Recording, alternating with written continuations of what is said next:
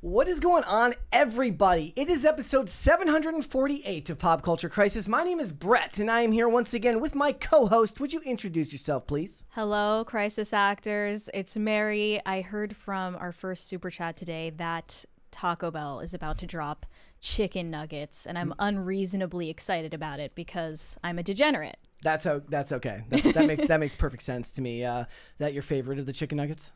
Well, I mean, they're not out yet, so how would I know? But I want to ask you, like, maybe tomorrow in the poll, we'll ask you which fast food restaurant has the best chicken nuggets. Okay. There is an objectively correct answer, by the way. Wendy's is my preference, but we can talk about it tomorrow.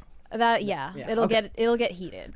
We got a bunch of stuff to get into today, guys, but before we get started, would you hit the like button on this video, please, and subscribe to this channel if you have not done so already. Please and thank you. It is the best way to help this channel grow is to share the video with your friends, your family, your loved ones, everyone in between. The more people you share it with, the faster this channel can grow. So thank you guys so much for that. So what are we getting into today? Well, first things first. Luigi Mangione, right? It is Mangione. Okay. Yes. Yeah, okay. He's getting the Hollywood treatment. They're making a documentary about him. Multiple. 2 documentaries about him, which is going to be makes perfect sense in Hollywood. Yeah. You know, yeah. Dahmer, all of the Menendez brothers, all of them get documentaries made about him. So we're going to be talking about that. We're also going to talk about actor Zachary Levi, who is apparently not canceled, according to him, on Bill Maher. But he's saying that despite his support for President Donald Trump, he has not been canceled by the woke left. I hate that word, but it's a joke. Okay, guys, we're going to talk about it. Also, Rapunzel, which is something that I never thought I would ever talk about on here, though I think we've talked about it before, is getting a live action movie via Tangled, and they're talking about race swaps already. I mean, we've talked about Snow White so much on this channel. I don't think you need to feel a threat to your masculinity for talking about a Disney princess. But fair enough. Rumor has it that Rapunzel is the next on the race swap chopping block, and I'm not happy about it. Okay. All right. Well, we got a bunch of other stuff to get into. It's going to be a good day today, guys. But as a millennial, I have a question that I need to ask all of you. As a millennial who loves Walker, Texas Ranger, I wonder if you have asked yourself just what the heck happened to the legendary actor Chuck Norris, because I actually recently saw a video and it was absolutely crazy. What's funny about it is he is now in his 80s. He's still a badass and he is working out, staying active. And what's even crazier is that he's stronger, works out longer, and has more energy left over than ever to hang out with his grandkids. And he did this by making one simple change. He says that he feels like he is in his 50s. His wife is even doing this and says that she has never felt better, says she feels 10 years younger, her body looks leaner, and she has energy all day. And this video, guys, is a sponsorship with Chuck Norris himself, which is maybe the coolest thing ever for a millennial. It really is. He has a special video explaining this, I want to make sure that you guys watch it and go and check out chuckdefense.com/pop, or by clicking the link that is in the description of this video. It will change the way that you think about your health. Once again, that is chuckdefense.com/pop, and click on the link in the description below to watch the video now. You will not believe how simple it is. Just a reminder that Chuck Norris, dude is 84. Okay, dude is in his 80s. If you go look at this dude's Instagram, it's like videos of him working out and just basically being in better shape than just about everyone, including me. And he discovered that he can make a dramatic change to his health simply by focusing on these 3 things that sabotage your body as we age. Watch his method by clicking the link in the description, chuckdefense.com/pop. I do want to thank them. That is Roundhouse Provisions for sponsoring this episode of Pop Culture Crisis. So that is how you know we have made it into the big leagues of the podcasting world. So yes, I am going to let it get to my head. Yeah, of course. We brag now. Exactly. Yeah. So guys, check that out. It's in the description. It's also in the pinned comment in the live stream. So go and check that out, guys. Not many people probably can say that they have a sponsorship with Chuck Norris. So take that. Bragging rights forever. For everyone. All More around. than the billboard, maybe. Honestly, yes. Honestly, probably yes, because I'm going to go home. I made a tweet earlier this year. It's Chuck Norris in a sweat lodge as an American eagle flies overhead. In an episode of Walker, I said this might have been when America peaked in 1995. I told you the cultural footprint of Chuck Norris in my generation. Yeah, it transcends just my generation. It's not even that he is a man himself. It's like he is a myth Yeah. And like I only knew of his existence from memes about how much of a Chad he is. It's the truth. I It's didn't the even absolute know truth. who Chuck Norris was growing up. I just knew like he was the man. It's the truth. All right, guys. So let's go ahead and get into it. What are we starting out with? Well, I grew up watching the Disney Channel, and one of my favorite shows was That's So Raven, starring Raven-Symoné. And How long ago was this? when did that show start? 2003, I think, Okay. and then it went until 2007. Okay. And Raven-Symoné is just one of the OG Disney Channel stars. A lot of them have gone down a bad path since their heyday on the Disney Channel. And now Raven-Symoné, she has started a podcast with her now wife. In a recent episode of their podcast, she opened up about some of the negative experiences she had trying to fit the mold of what a Disney child star needed to be, what they needed to look like. Ultimately, she felt that she was not only objectified by the people who were handling and managing her at the time, but also by the children who were watching That's So Raven, which, as one of those children who is now an adult, I find incredibly strange Did we that get she to had 20? that impression. Did we get to 20? Oh, I did not see that. Pop Culture Junkie sent us a 20. Taco Bell with chicken nuggets. Just got an email from McDonald's offering me $1, 10 McNuggets through the end of December. Coincidence? I think not. It feels like we get endless Competition Like, don't is all rough. of these fast food companies do these deals? It feels like every month there's some deal. It's like at the end of the month on the like the first Wednesday of every month, free chicken nuggets. I didn't know I that. feel like I see those things all the time on Twitter. I wouldn't even. that's too dangerous for me. I'm not Yeah. going to take advantage of it. We have Makes another sense. 20 from Gordon Shumway. When the boogeyman goes to bed, he checks under his bed for Chuck Norris. Yes, of course, guys. I encourage everyone to enter the chat and give us your best Chuck Norris facts. It is not just a bastion of my childhood, but of Mary's. Sort of. Yeah. Well, Raven-Symoné was like more Yes. an icon for me growing up. But let's take a look at this clip where she talks about the kids that were watching her show on Disney Channel. Okay, here we go. It's very feel disturbing. Like when I was on TSR, That's So Raven, I felt like boys watched the show because It's the I had shade big room now. boobs. Like Really? I feel, yeah, I do. I feel like Not that 'cause was you the were case. so funny. No, I feel like they came for the boobs. They stayed for the comedy. But like, Oof, is that a chapter? Okay, to be fair, and I'm not trying to be, like, in my childhood, that was true of many of, boys my age when we were watching Topanga on Boy Meets World. In a way. Okay. In a way, when you were young, which is that you thought she was beautiful and you watched the show because you thought she was beautiful. Okay, fair enough. That is a chapter title. Like a lot of the first crushes they for a whole came for the generation. boobs. Coming and I'm saying. I do feel like. Well, I when mean, was no on shade to Raven-Symoné or anything. I'm sure there were plenty of little boys who had a crush on Miley Cyrus Correct. or, Topanga in Boy Meets World. Any of those characters. Raven-Symoné was not one of those characters that little boys had a crush on. Like, I see Just a lot being of, honest. I see a lot of like millennial memes that show like all of the girls that were popular when I was a kid, and it's like the Pink Power Ranger and Topanga and a couple of others, and those are the ones that Yeah. people remember. So she's saying they started watching her show to look at her boobs, and then they stayed for the comedy. But most of the responses here were saying, I was 6 years old. I was not thinking about that at all. She's insane. And one comment even said, I wonder what was going on around her at that age that would make her think this way. Yeah. It's probably saying a lot about the seedy characters she was around while working at the Disney Channel. That says more about her industry than it does say about her audience back when she was on the Disney Channel. I know, like, her co-star Orlando Brown has also just completely gone off the rails in recent years too. Yeah, he has, hasn't he? Like, off the rails. I mean, but that's nothing new for actors from that generation as they grow Yeah. up now. It's I always kind of draw this parallel back to wrestling.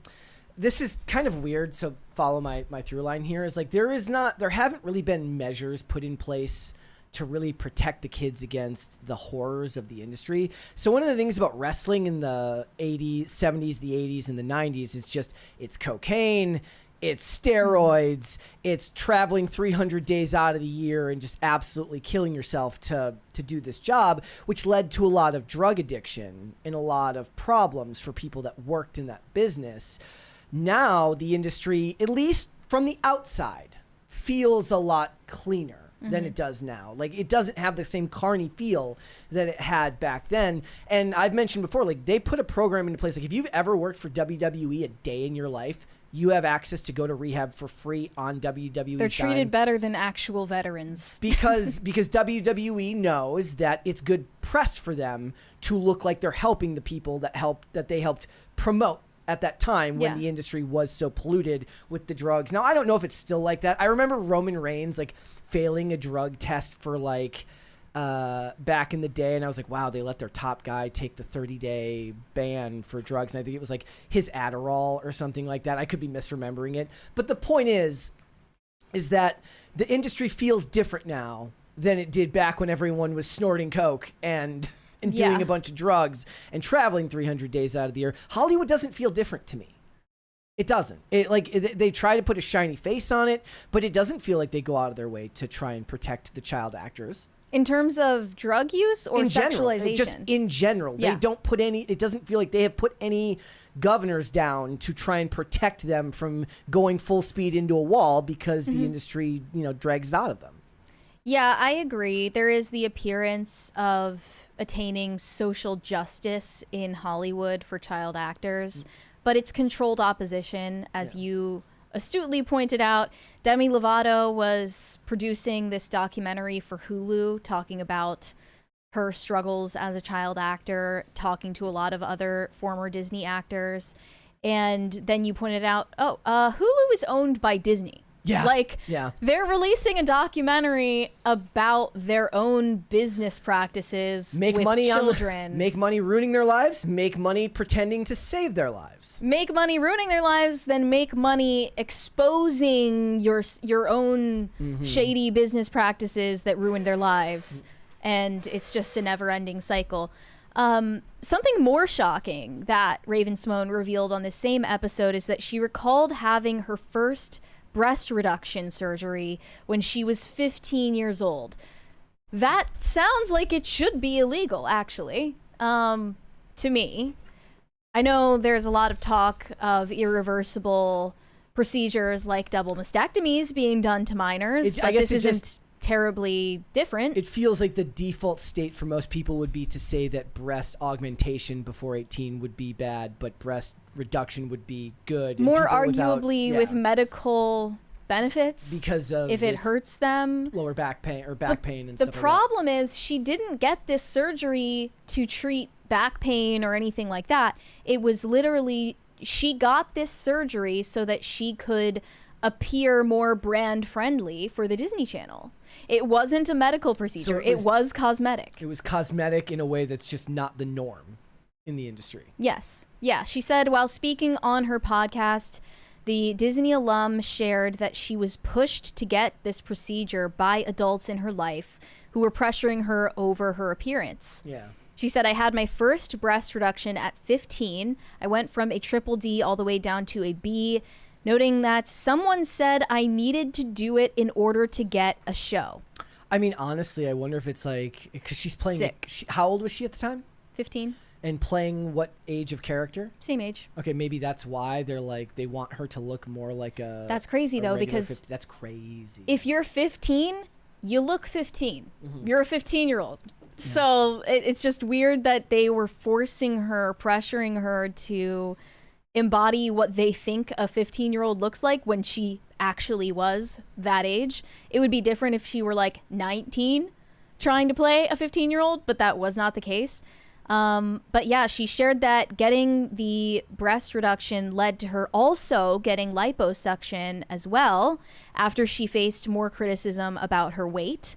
So she ended up getting lipo. Yeah. That's when she got into feeling lusted after over her appearance by male viewers of the show. Okay. And she says that now, later in life, she has embraced more body positivity as she's gotten older, adding, there is a beautiful embracing of the body now that I didn't get as a young girl. So she's saying that the audience of people that were the same age as her were lusting after her. I mean, what? I think she's referring to the actual little kids that watch the show. Like Most of them are under 10. Okay, that's weird. Meaning me. Like, I had the That's a Raven DVD box set. Watched the entire show, loved it. It was about the comedy. It was not about her body, her appearance at all. Yeah. I'm sure there were little boys who had like a crush on Miley Cyrus again, or like Demi Lovato maybe, but I'm just being honest. Raven Simone was not one of those people. I mean, it was definitely a thing for kids to have crushes on characters they saw on TV back then, but she's making it sound more sordid than...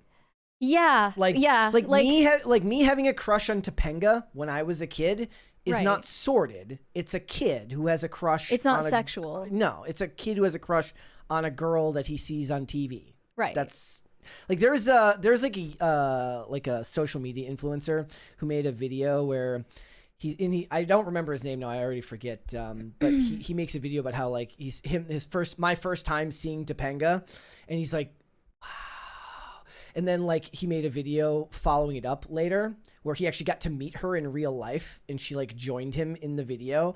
That just speaks to how long something like that sticks with you when you're in your formative years. And the way it's kind of being broken down here is kind of distilling it down to something that's far more nefarious sounding than it actually is. I think she's making it sound that way because her overall feeling from working at Disney is that she was sexualized, which I think is totally fair. But place the blame of you being objectified, judged, sexualized on the adults who were tasked with marketing you for that brand, not the people, like the children, the actual children who were being marketed your show. That's not their fault. Absolutely. All right, guys, let's move on. We got a bunch of other stuff to get into today. So right now, Sony Spider-Man universe movies, you know, the ones that don't actually feature Spider-Man in them at all, they're not doing very well. As you know, Kraven the Hunter opened very poorly at the box office this weekend. So bad so that Mary is laughing right now. But it opened under the box office from Madam Web. And that's on top of the fact that Morbius was so bad that it got memed into a re-release only to realize that nobody actually wanted it. The only mildly successful films in this franchise, of course, have been the Venom movies. Mary is still laughing. I'm dying. Mary is still laughing. The Venom films have done reasonably well, totaling about $1.8 million in revenue since the third film has come out, though the third one opened to the worst box office out of any of them. But here's the problem. It seems like Sony might have fallen on hard times because as the sole owners of the Spider-Man movie license, they are considering selling those rights back to Marvel. Thank you for the crisis party. Sorry about dying in That's the corner. okay. That's okay. We didn't plan on that. Hold on, guys. We have a 20 from David Dorr. I had a massive crush on Punky Brewster as a kid. So, okay. Who's that? Character. If you don't know, so Marvel owns the right to Spider-Man merchandise. That's the cash cow. Okay, Spider-Man merchandise makes insane money for Marvel. Still very profitable. They own the rights to Spider-Man, I believe, in television form, and they own the rights to Spider-Man in the comics, of course. Sony has the rights to Spider-Man the character in movies because back in the day, before the age of Iron Man, when Marvel started really succeeding, they had to sell off the rights to a lot of those characters, i.e. why Fox got the X-Men, why Fantastic Four was gone from them, and then they reacquired all of those characters later. But Spider-Man is too beneficial for a company to give away those rights. So this is from Screen Geek, and it says, the Spider-Man franchise is once again a major topic of conversation with the release of Kraven the Hunter in theaters. The long-awaited Spider-Man spin-off revolves around the titular character from Marvel's library of comics, with the mixture to negative reactions to the film. That's putting it mildly. None of the critics seem to like this movie. Sony acquired the rights long before the Marvel Cinematic Universe was established over the last decade. However, Sony has been collaborating with Marvel to make Spider-Man part of the MCU. So what happened was the first two Spider-Man movies with Tom Holland, meaning Homecoming and Far From Home, were both 100% produced by Sony. So they were, let me see if I still have that information here. They were 100% produced by Sony. And Sony received all of the box office for those movies. Marvel's role was handling production, creative direction, and integration of Spider-Man into the MCU so that they could start using him for the Avengers movies afterwards. Because he first appeared in Captain America Civil War. And Marvel received a small percentage, 5% of the first dollar gross, meaning 5% of the revenue from the first day of release. That's all Marvel got from them. But what they did is they renegotiated that contract in 2019, right around the time that Endgame was coming out, and they were started to do the production for No Way Home. And what it was redone as is cost sharing. So now it was co-financed by both companies, not just solely through Sony. 25% of the production costs were done by Disney Marvel. In exchange, Disney received 25% of the box office profits. The big kick there is that by the time Marvel got on board, more heavily involved in the franchise, that was when they nearly hit $2 billion at the box office for No Way Home. So they scored big time there. And let's face it, there is a lot of apathy going on right now for anything to do with the Sony movies. What, you mean Craven, Morbius, Madam Web? You said that if Craven came out before Madam Web, that maybe it would have done better. I do believe so. But because of Madam Web being a laughable failure, yeah, there's not enough goodwill for people to come back to theaters for it. I think it's kind of the sum total of all of the apathy. So the first Venom movie did well, and I thought it was good. I thought the first one was good, certainly better than the second one. And it had, and then I believe the second one actually did better than the first one. But now the third one that just came out is the worst performing so far out of all three. And then anything other than Venom has been a wash. Well, I appreciate you kindly mansplaining all of that. I apologize. Industry baseball for me. I genuinely needed the explanation, but this is incredibly unlikely to be true. This does not originate from Screen Geek. This originates from a user who goes by anonymous screen name My Time to Shine. Hello, you might have heard of this scooper before on the show, but he was the one who started this rumor, and they were like, source? And he's like, I am the source. But so that got community noted to hell. It's probably not true. And it would be a bad decision on Sony's part anyway, so it makes no sense. Why would they do this? But this is the other reason that it came up, because we talked about this the other day. According to this, now this is from a Variety article from the other day. According to one source, the deal with Disney never precluded Sony from making their own Spider-Man movies. So like they could have included Spider-Man in all of those Sony movies, where the whole problem is that Spider-Man's not in your movies about Spider-Man villains. And they said that people would just not accept that he crosses universes away from the MCU into a different universe. But that doesn't make sense either, because they tried really hard on multiple occasions to like explain how Vulture shows up in a post-credit scene. And they're like, how did he get here? He was over in the MCU. Why is he over here now in a Morbius post-credit scene? So they tried. They're just incompetent at tying it all together. Do you mean they had the option of choosing a different actor to play Spider-Man in their movies? No. They could have used Tom Holland. Or using Tom Holland? They could have used Tom Holland. And they're saying that they just chose not to. Would he have done that? I mean, I guess it would have mattered about the amount of money then. It's possible that he might have been like, look, this ruins the shine that this character is getting right now from all of the benefit by working in the MCU. Because when he hopped on board, when Civil War came out, they were riding high going into like Infinity War. So it was like a very, very good time to be involved in a Marvel in a Marvel franchise. It's not like he got involved after Endgame and Eternals is out and he's like, oh, what am I doing here? Maybe I should just go back to Sony. It's not like that. But they are still working on a Spider-Man 4 with him. Yeah, they are. So they're doing Spider-Man 4 with Tom Holland. I believe that it goes into production next year. It'll come out in 2026. And they're also doing... Is Zendaya in that?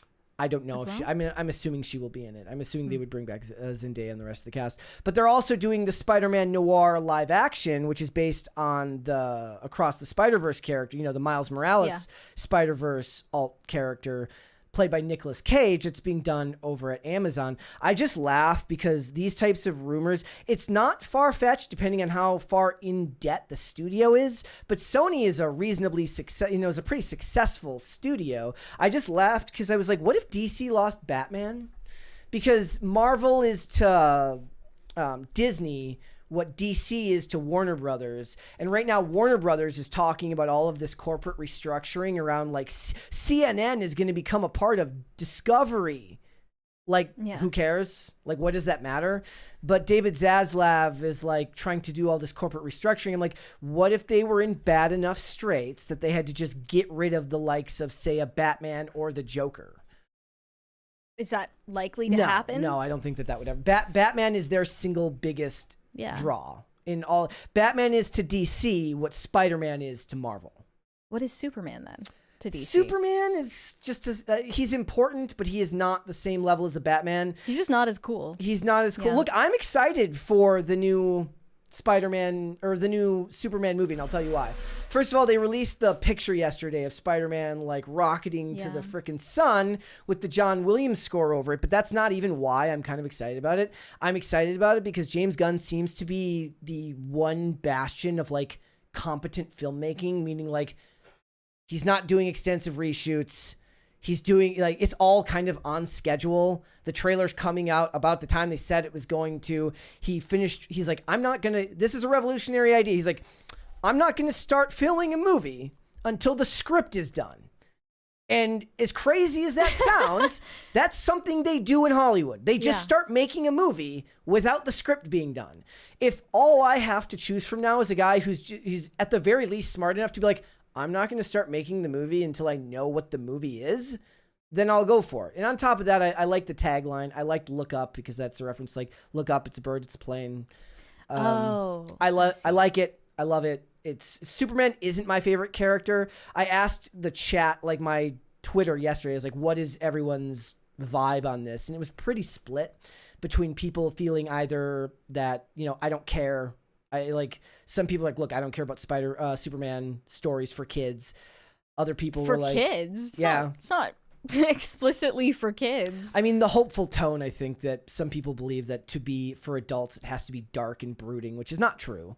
It's kind of obnoxious. But I'll take that type of. If what we're dealing with right now is all of this massive corporate back and forth problems that are going on between these companies just to get really mediocre movies made, I'll take one guy in charge trying to make his one movie and seeming to do it on process. We have also seen DC's latest attempt at dark and brooding, and it was Joker 2, and no one liked that. So maybe more hopeful tone would be refreshing. I did see some people saying that they were talking about bringing Robert Pattinson's Batman into the DCU. I think that would be a gigantic mistake. Into this new Superman movie, you mean? No, not to that movie, but to the world that's being built around there. Right now, the DCU, which is going to involve the David Cornsweet Superman, is going to have a very different tone than the movies that are being made by Matt Reeves. They are making a second The Batman. Yeah. Which I'm not excited to see. But tonally, it would be like getting hit in the face to go from like what happy they wanted Superman. Actually was for Joaquin Phoenix's Joker to be included in the Batman sequel. That's what they wanted, but we aren't going to see him again. I don't think that Sony would ever sell it back to them, but it is an interesting thing to consider, given that all of like the money and stuff that goes back and forth. It's kind of hard to figure out where one company ends and another one begins. But Dakota Johnson is going to be in the next Avengers That's what movie. we need. That's what we need. She will make it what it is. She notoriously didn't know the difference between Sony and Marvel. I actually like when she signed on for Madam Web. I like those actors who just admit they're like, look, I have a mortgage and they were paying me a lot of money. Like, I don't want somebody to lie to me and be like, oh, I love comic books. Because I don't really like, it's not really your job to like comic books. It's your job to be faithful to the material that you're given. Mm-hmm. And the hope then is that the director and the writers are doing their jobs and they at least represent the source material properly. Mm. it helps if an actor cares about the source material, like Henry Cavill, who can then advocate on behalf of the character for The Witcher, for Geralt, or advocate on behalf of the fans who want that stuff to do well. But I don't really need the actor to pretend to like that stuff. It's actually funny to me when they're like, yeah, I had a mortgage to pay. Yeah, Sydney Sweeney doesn't need to tell us that she grew up reading comic books. Because no nobody one would believe her cares. anyways. Yeah. Nobody would believe her anyways. Yeah. All right. I'd much prefer her making self-aware jokes like, you definitely did not see me in Madam Web on SNL. That was just refreshingly honest, in my opinion. All right. What would you like to see? Cringe or cute of the day? You decide. Okay. All right. Well, then we will You want to start with cute? Yeah, we'll do... Let's switch it up. You wanted to switch it up? All right, we'll do Yeah. cute first. This one here, I brought this one up because I don't remember if I showed this one yet, Okay. but I'm going to put it on screen. This one is from think Bad. It says, Brett Daswick says, scared waiting for Christmas snacks. We have not seen this one. That's cute. That is a cute dog, and it wants Christmas snacks. He's patient. All right. Let's do one more here. This one is from Hannah. It says, a little birdie said you guys needed more submissions. The random cat distribution system chose my parents again. Meet Moses. P.S. Yesterday was my 28th birthday, but I wouldn't miss my favorite show for anything. Brett, Mary, Phil, thank you. Hashtag PCC Pets. This was back from... I feel like we did see this one. Did we see this one? But I don't really care because it's cute. It is very so- cute. Okay, yeah. then this is the one that was I like Moses. All right, we'll do one more here. This one's from Charlesy. I don't know how to pronounce that name. Charlesy. Very cute, though. It says, all of my rescues, including our boxed kittens, we bottle fed back to life, now enjoying being lazy. That is a happy Very dog, happy. though. No. They're loving life. Aw, Aww. Look very at them cute. just staring at you. All right, let's do cringe. Love that. Okay. This is from yesterday. Do you have to, can you resend me the one from today? The one from today is the Instagram reel. Resend it to me. I don't think I have it. It's just right there. Oh, this one? Yeah. All right, here we go.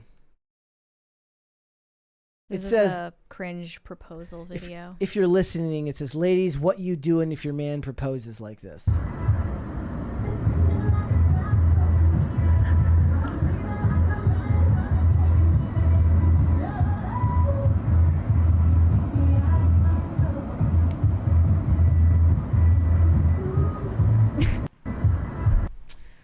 I think I need to implement a new rule on the proposals. Maybe the rule is like, look, if she says yes, who am I to say? No, you are someone to say. Cringe. You are always to say. That's just making it all about you.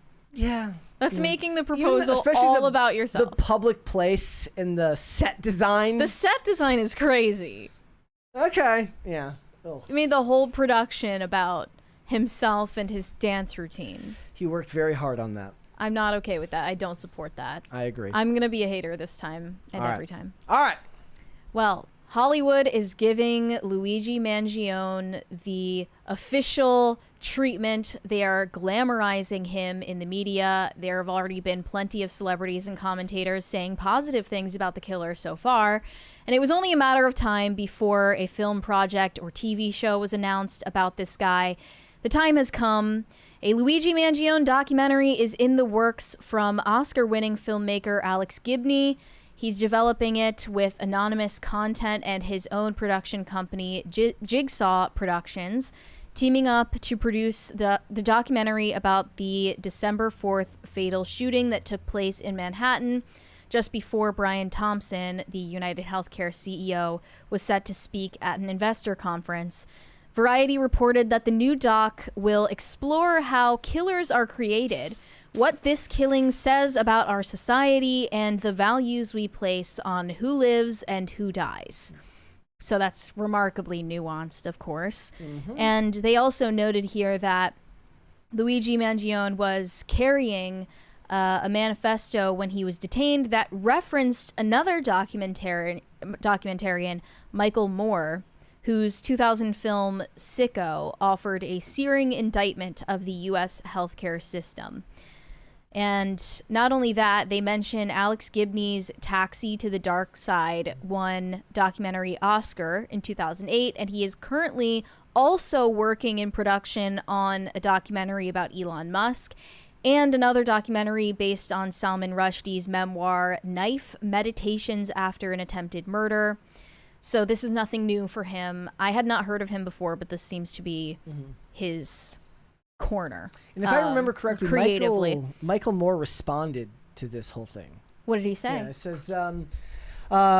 it says Moore has frequently tackled the for-profit healthcare industry, and he goes on, after the killings of the CEO of United Healthcare, wrote Moore, the largest of these billion-dollar industry insurance corporations was an immediate outpouring of anger towards the healthcare industry. Some people have stepped forward to condemn this anger. I am not one of them.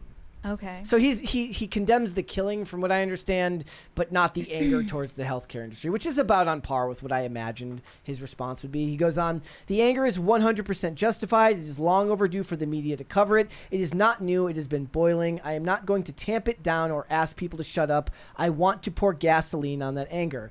You're a bad person for saying that, my friend. Well, now we have seen the consequence of that anger. He continued, because this anger is not about the killing of a CEO. If everyone who is angry was ready to kill the CEOs would already be dead. That is not what this reaction is about. It is about the mass death and misery, the physical pain, the mental abuse, and the medical debt, the bankruptcies in the face of the denied claims and denied care and bottomless deductibles on top of the ballooning premiums. Well, thanks, Obama. Sorry. They mention here. I added that last part. That wasn't him. There is a second documentary that's going to be produced for Netflix by Stephen Robert Morse.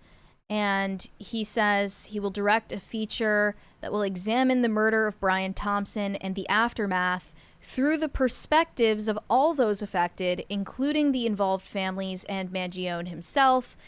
Morse called the case complex while saying it raises important questions about vigilantism. This kind of reminds me of the Summer of Love when, you see the same journalist endorsing rioting in the streets for political ends after they had just denounced the same behavior on January 6th, 2021. It doesn't matter. Doublespeak. They love hypocrisy. Because they don't care. Because they don't believe that there's any truth but power. Right. They don't believe anything else matters. They have no problem with lying. I point out all the time, I said, I love the account Defiant L's because it very succinctly points out the hypocrisy of a lot of these people. But they relish the hypocrisy. They love it. Mm-hmm. Yeah, it's right in your face. I'm not surprised by it either. And then a third documentary has also been hinted at by none other than 50 Cent, who is also working simultaneously on exposing Diddy and Jay-Z, and possibly more. He's said just on Instagram, become a documentary filmmaker. Eventually. Yeah, exactly. This is his new calling. 50 Cent posted in a now deleted post on Instagram, I don't know. I kind of like this killer. I'm sorry this is going this way, but I'm doing a documentary on him. He's special. I apologize in advance for anyone who doesn't understand. I'm actually sorry if you felt that way. I'm actually surprised, if I'm being completely honest, that it's taken this long. If you guys remember when Astroworld happened, all the mass hysteria and the death, at least one death at Astroworld, there was a documentary on Hulu like 2 days later. Really? Yeah. Oh yeah, it was. I'm like, how the hell did they get that done so fast? I mean, it must have been like bare bones, just kind of slapped together with low production quality relatively. But that is weird. Yeah. How they seemed so prepared to capitalize off of the tragedy, and it feels similar now. There's also been a recent school shooting. Just yesterday, news broke of this, and I already see people coming up with the actresses that could play this school shooter. This is why glory-seeking psychopaths do what they do, because the news cycle is so predictably going to romanticize and kind of lionize them if they do this crime for the politically correct reason. Yeah. That seems to be what's happening with Luigi. And it's not just that, it's all of these women and gays who are relentlessly thirsting after him, making fan cams of him, writing fan fiction about him. This is all happening at the same time. And I presume that's related. I believe they're calling for gun control now after the most recent school shooting, so that's ironic. Oh, interesting. I didn't hear anything about gun control after Luigi assassinating Brian Thompson. That's crazy. I just look. We've been. This isn't anything new. certainly in the last 5 to 7 years, especially with the rise of true crime, things like Dahmer, the Menendez brothers, true crime series on things like OJ. This has been a matter of public fascination for a long time. But one thing Michael Moore is not wrong about is that there is a boiling point that a lot of the American people feel towards the healthcare system. It's just a matter of how far along you feel the industry is in taking advantage of, or not taking advantage of, because it's still it's a transactional return. They're making a movie, you're watching a documentary, in using that anger to get you to pay to watch something, right? And how you feel about that. Well, since you mentioned the true crime genre and entertainment in general, and you mentioned the Menendez brothers, and you mentioned Dahmer, okay, we're talking about Ryan Murphy, Yes. who's creating the Monsters series for Netflix. It's not just them. A lot of so these that's others... not even to mention the rumors about Ryan Murphy adopting and creating a story about Luigi that is completely counter to any verified fact. Who was it that just Zac creating Efron... actual fan fiction about him. Who was it that Zac Efron played in that one Netflix movie? Ted What was Bundy. that? Ted Bundy. Okay, so it's like it's not just the Ryan Murphys. It's like all of these places like, have been making these for a long time. If you're incentivized to do so, you can come up with any myriad of reasons to sympathize with a killer.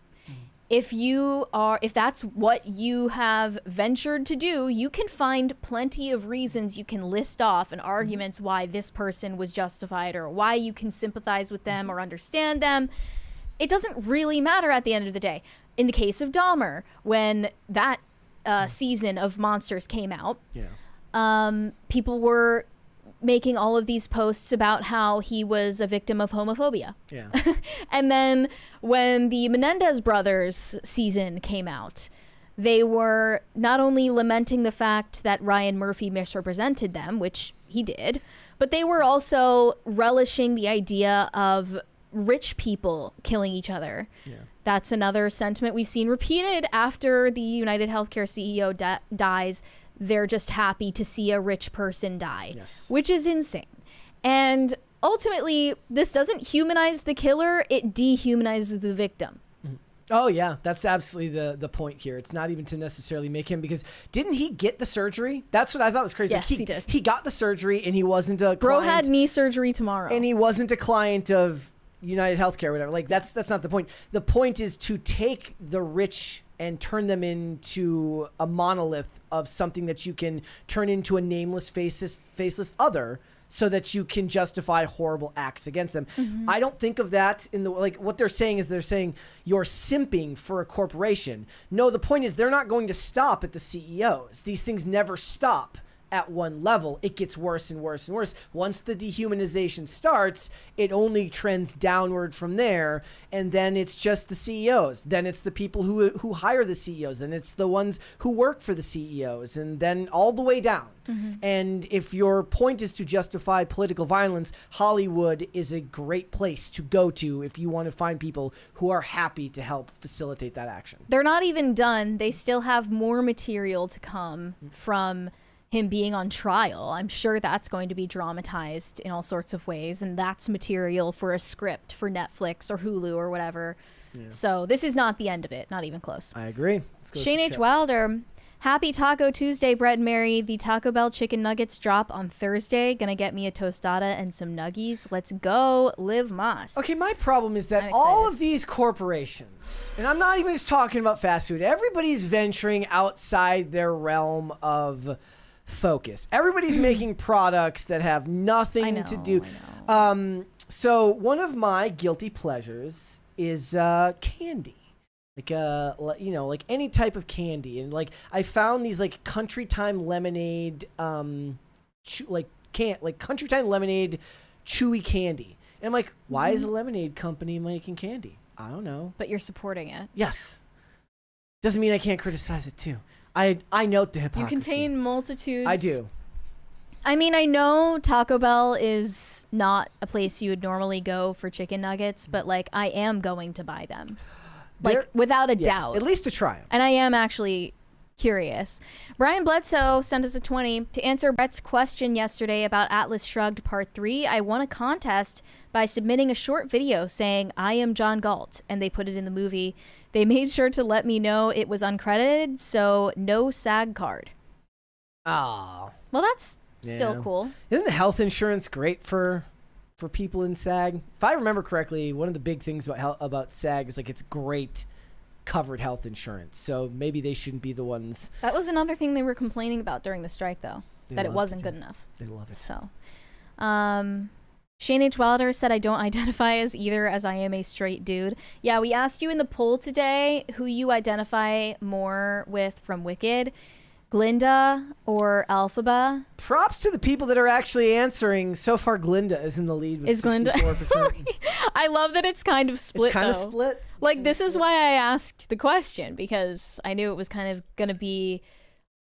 It was going to be contentious, and you're glad that it's anonymous. Yeah. You know? Yeah. Like, that, we could only ask you that if you stayed anonymous. There's too much shame.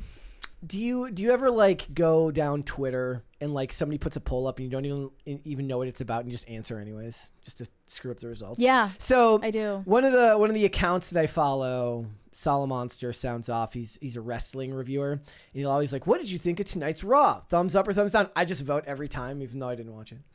You know when like IRL puts a poll in the chat about like, it's just like saying like the video or something, yes or no, or like they say 1 like equals 1 like American flag or something, and it says yes or no, and I always vote no. Like I don't know what that means, but I'm gonna vote no. You're so edgy. Ben, let's hold off on the rest. Let's come back after the fact. Okay.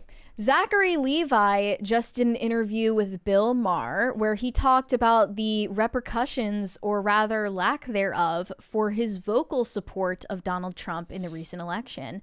So at first, he said he supported RFK Jr., and then once he dropped out and endorsed Trump, he ended up endorsing Trump as well. And Bill Maher assumed that this meant he had to be losing work because in Hollywood, you're around a bunch of intense liberals. But as Zachary Levi revealed, it didn't lose him one single job and didn't get him one single talking to from any of his superiors or colleagues at all. He's got 7 projects in production right now. He is not struggling whatsoever. No. In fact, he was actually working in Eastern Europe throughout the election cycle, so I don't even know if he did vote for Trump. Might have voted early. With that circumstance.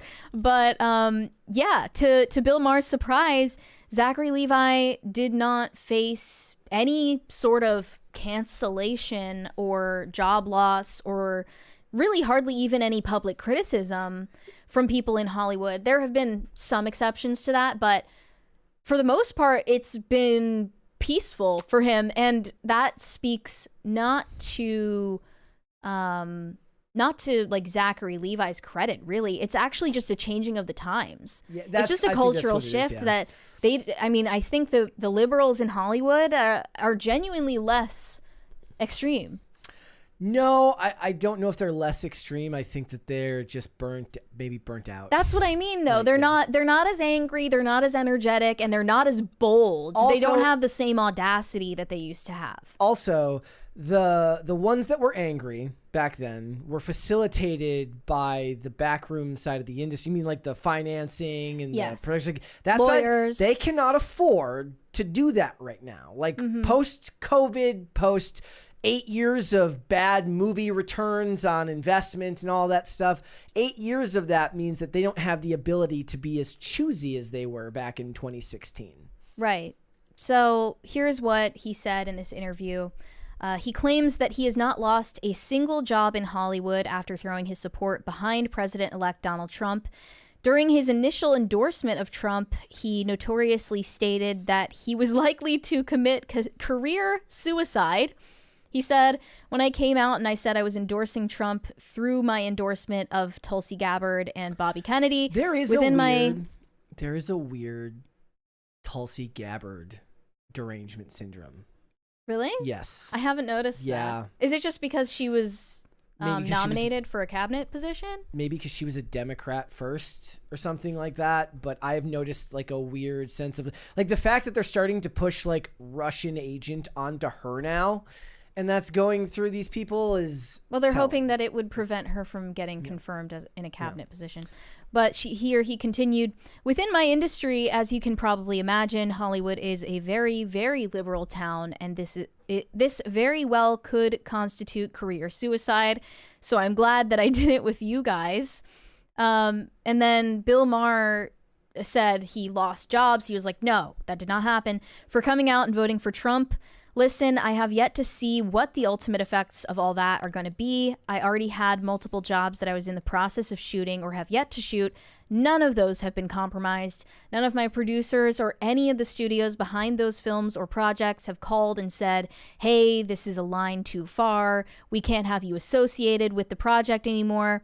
We're all still full steam ahead on those. How it ultimately plays out in the future, I don't know.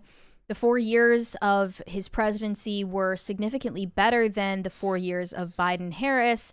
And he continues later in the interview talking about how our border was more secure, our economy was more secure, crime rates were down.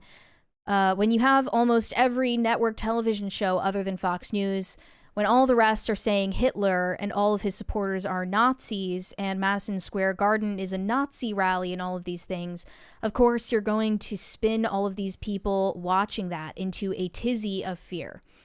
But here it also mentions one of his former colleagues saying some nasty things about him in the media. What was her name? Laura Benanti. She worked on Broadway with him, right? Right. They worked on the Broadway revival of She Loves Me back in 2016. To which everybody was like, who is that? I had never heard of this woman Everyone in the before. comments is like, who the hell are you? Yeah. But here in a recent podcast interview, his former colleague said, I never liked him. Everyone was like, he's so great. And I was like, no, he's not. He's sucking up all the effing energy in this room. He wants to mansplain everybody's part to them. He really sucked everybody in with his dance party energy. Like, we're doing a dance party at half hour. I was like, good luck. Have fun. Okay, see what's sad about this? You sound miserable. Here's the thing. Outside of, like, if you strip the political context of this, which is what we know it is because of the timing, it's actually kind of funny to imagine like a bit where she's like, no, fuck that guy. He was freaking annoying. Like that actually would be a kind of funny burn, but because it's tied to political affiliation via the timing, that just strips all the fun out of it. It's not fun anymore. Like maybe you never found him annoying until you retroactively decided. I want to hear more actors who actually agree on politics, who just don't like each other because they just don't like each other. That's actually stories fun. Like the way that Ryan Gosling and Rachel McAdams were at each other's throats while filming The Notebook. That's the juicy stuff that I love. It's not political. It's just straight, like good old fashioned Hollywood celebrity drama. It's like anybody can hate somebody. Egos clashing with egos. Like that's what I like. Anybody can hate somebody because they're a fascist. I just hate you because you're freaking awful. I mean, she's literally saying he's annoying because he always wanted to have fun. Like he had dance party energy. That was the reason she was mad at him. Yeah. So she just sounded like a miserable old crone. Yeah. And as Justine Bateman pointed out, I've heard of Zachary Levi. However, I have never heard of Laura Benanti. The era of attacking past co-stars as a means to impress the judges at the Victim Olympics is over. It does not result in more work. In fact, it simply telegraphs one's capacity to torpedo projects, past, present, and future. I don't know one film series or play producer who wants that anywhere near their projects. I can't imagine that. I can't imagine why it was ever so beneficial that you hated one politician so much that you would allow speaking out of class about people you worked with in public. Right. I'm still shocked to this day, even outside of a political context, that actors are like, oh yeah, I worked with that guy. He was awful. Like, for all you know, like, at least this is my feeling on this. Like, okay, so you don't like that guy. Fine. And what are the chances you're ever going to work with that guy again? Right. But what if that guy works with a producer and they're really good friends, and then that guy hears you say that? Certainly you might be really good at your job, so people will look past it. right? Really good actors are going to get work no matter what. But plenty of people who don't have the resume or the credentials or the talent to just speak on business like that certainly did it as if they did. Yeah. But if you think about it, most of the time, the people you would think have a track record behind them that would give them the liberty to say whatever they want, they usually don't, because they have something called class and discretion. And oversharing like that for the sake of stirring up drama, it's not honesty. Yeah. It's not humor. It's just indiscretion. And to make it even more rich, this is on a podcast called That's a Gay Ass Podcast. So I think we know where they were coming from, like what their bias might have been already. Well, Zachary, but it's always like you find out that somebody disagreed with you politically, and then you say, "Oh, I never liked him." We don't believe you. She probably had an unrequited crush on Zachary Levi back when they were working with each other. Yeah, I bet there were some feelings that were not returned, and now she's like, "I never liked him. He was always such a jerk. He mansplained to people." Also, if there are any women watching, mansplaining is short for man explaining. Well, it does actually have a specific definition. It means a man is explaining something to you that you already know, and he already kind of knows that you know. They said so he's doing it like just to kind of belittle you. They said that I was mansplaining about Spider-Man. I said you were mansplaining as a joke. Yes. I never actually felt like you were condescending to me. They said it in the chat. Well, they said it in the chat that I was mansplaining. Before I did? I think before you did. That's crazy. That I was mansplaining about Spider-Man in Sony and Marvel. So one day, guys, Mary will be on the That's So Gay podcast, or That's a Gay Ass podcast, and she'll be telling them about how Brett Dasnick, one day never liked that guy. We were on a show. We were doing the show as usual, and he just started telling me stuff about Spider-Man that he knew that I knew that he knew that I knew. And he was mansplaining, and it was bullshit. The catch is, I didn't know. Okay. I really didn't know. Zachary Levi is not losing any work. I'm sure that he's going to be just fine. We are in, however politicized the environment is right now, it does feel like there has been a corner that has been turned in a lot of ways. And people are just working, mind your business. I was glad that he was able to continue getting work. I was a bit surprised. I knew that he would endorse RFK, but I also had my own critique of him. Like, he had movies coming out, and he's like posting about RFK on Instagram. I'm like, what about them? Like, it was like when Harold and the Purple Crayon was coming out, which, by the way, bombed big time. And I'm like, maybe if you were promoting the movie rather than talking about RFK, the movie would have done better. But it's like, yeah, so I'm in this new movie called Harold and the Purple Vaccine. Anyways. I mean, the Purple Crayon. Exactly. Okay, let's read some super chats. Ben said, funny how MSM doesn't even mention the misandry manifesto of Sam, even if unconfirmed. If this were a man, come on. I did see some of those disputed texts going around on my timeline last night.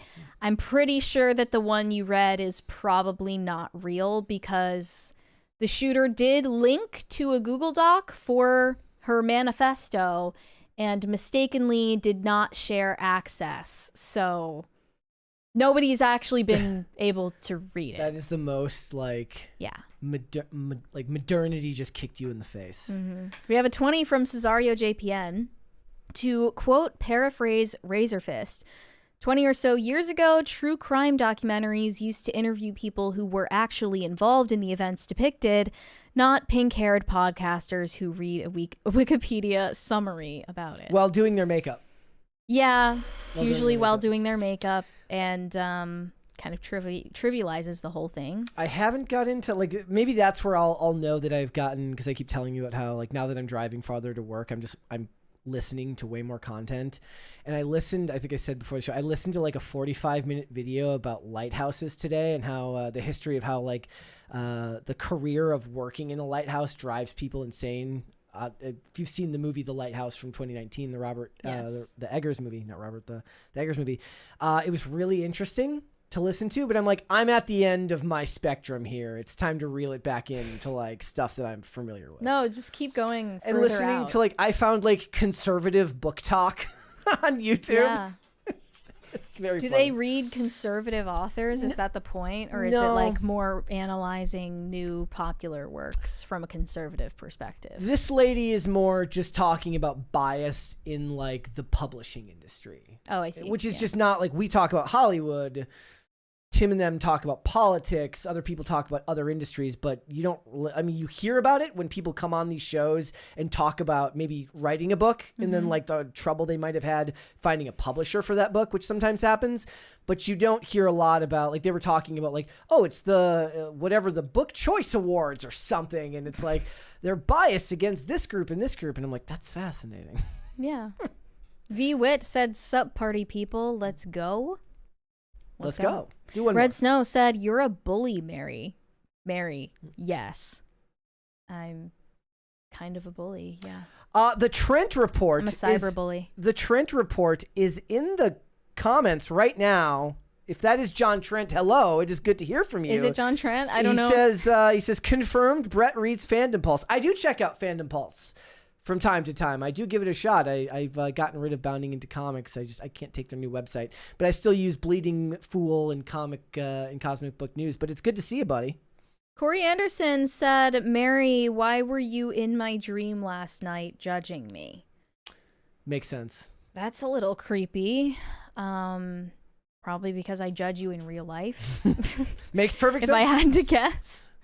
Red Snow said, "Also, everyone go support Flash Gits and Space King 2. Well, okay then. I don't know what I'm asking anyone to support, but okay. Let's hold off on the rest and we'll come back after the fact. Time to right. talk about Tangled live action. Disney just announced that they are developing a live-action remake of Tangled, which is their modern retelling of the fairy tale of Rapunzel. And as you can probably guess, the conversation about casting for this role has already gotten ugly, and there are plenty of people on the internet who are emotionally attached to race swapping this character. Like they need it to happen or they're going to have a mental breakdown. So here's what we know so far according to a Deadline report. Michael Gracie, known for The Greatest Showman, has entered negotiations to direct this movie for Disney. And Brett, since you haven't watched it before, and I'm sure you didn't grow up with the Brothers Grimm fairy tale either, let me just give a summary. Okay. So this says, according to their story, they're gonna stick to the animated version that they made in 2010 instead of the fairy tale. But this is about a spirited young princess with magical golden hair who escapes from her isolated tower and embarks on an adventure with a charming thief, Flynn Rider, who ironically was voiced by Zachary Levi back in 2010. They are not going to cast Zachary Levi as Flynn Rider in this version. But I would be shocked, yes. yeah, there is still no word yet on casting. They also have a first draft of the script written by Jennifer Caton Robinson, who was behind Do Revenge, Thor Love and Thunder, and Sony's upcoming reboot of I Know What You Did Last Summer. That's all we know so far. Yeah. So all we know is basically they're going to mess this up. Like, you can guess that. That's a safe guess.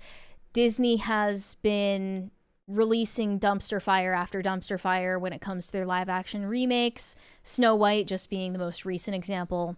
But I mean, even they made a live action Aladdin that no one cared about. Remember that? Live action Aladdin did well. It did it? Yeah. How much money did it make? But I can look at it. Because I don't even see people like talking about it. I mean, even back when it came out. 2018, right?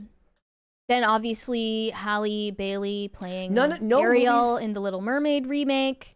Movies coming out right now, like, you know, all of these live action remakes, whether you're kind of right either way. Like, even if it made money, that doesn't make it culturally significant. Oh yeah, that's basically what I mean. It's like nobody Correct. cares. You're correct. So online discussions have some fan casting suggestions already. Thank I'm you, going to guys. list off some popular choices. Thank you. Actually, I remember we talked about this earlier this year. Do you remember? Yes. When this first came we out, were talking about whether Avantico would be. Yes, yeah. Well, here were the suggestions so far to play Rapunzel. They want Zendaya to play Rapunzel. It made $1 billion. They want either Zendaya or Amanda Stenberg to play Rapunzel. Okay. In the live action remake. They also have suggested for Flynn Rider, Timothée Chalamet or Ansel Elgort. He actually got canceled, so he can't do it. I was going to say Ansel Elgort just to be different.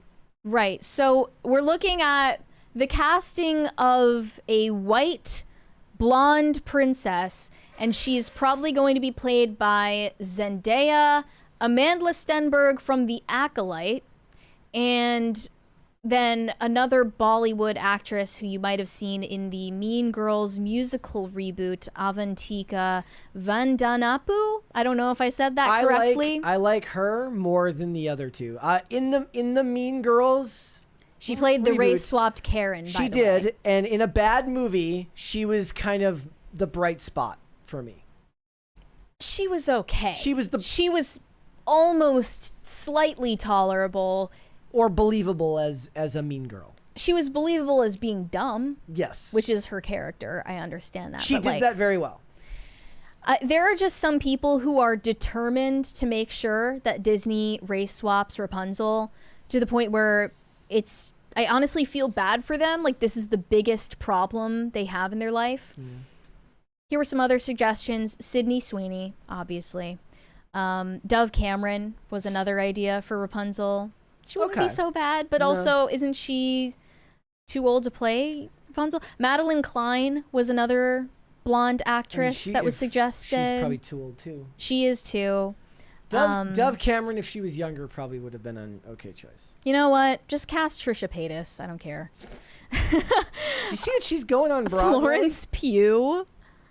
Oh my gosh. Yeah, Trisha Paytas going on Broadway. She's living out all of her dreams. I'm kind of here for it. But yeah, they're saying Florence Pugh could play Rapunzel. Just to kind of put it into perspective, Mary mentioned just a couple minutes ago, she's like, well, that 2019 Aladdin movie that nobody cared about, right? That movie made $1 billion. Nobody It's because of globalism. Yeah. Like I don't think like many people, not many Western viewers cared about that movie. Mostly, I would guess it made most of its money overseas, right? Yeah. It made $355 million in the U.S. That's actually I mean, it's uneven, but it's okay. not bad. That's a pretty good run for the U.S. But I mean, it doesn't belie the point. Your point is correct that it's all of these movies. No one even nobody remembers. cares. Nobody remembers. All I remember is like Will Smith as the genie wasn't the worst choice I'd ever heard. Zayn Malik was in it. Am I wrong? My point was like no, he was on the soundtrack. Prior to the Oscars debacle, Will Smith is the genie. Actually, like you can't replace Robin Williams anyways. Will Smith isn't the worst option I'd ever heard, considering they had to make him completely different. Maybe they should make him and Glinda their own movie. But there you go, right? Blue and green. Princess Jasmine is already an example of a South Asian character providing representation in the lineup of Disney princesses. So why exactly do we need to take a white character and make her South Asian? Why? Well, according to this explanation from one Twitter user, it's going over your heads. I'm saying that Rapunzel's actress doesn't need to be white because wigs exist. So regardless of her skin color, Rapunzel's hair could still be blonde. The actor doesn't need to be black because black face paint exists.